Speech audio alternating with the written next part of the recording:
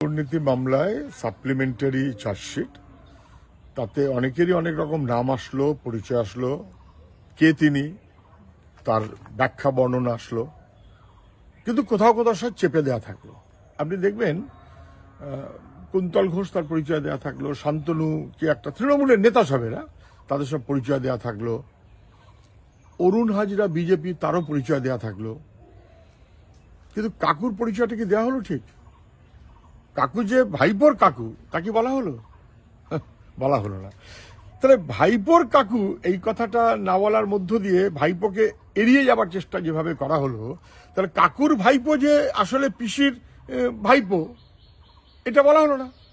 ফলে তৃণমূলের সর্বভারতীয় সম্পাদক এবং ব্লা ব্লা ব্লা নামটাকে অস্বীকার করতে তদন্ত পারল না, কোনোভাবেই অস্বীকার করার সুযোগ নেই, নাম রাখতে হলো। কিন্তু মোদিজি চাইছে না নামটা আসুক, অতএব নামটা আসলো না।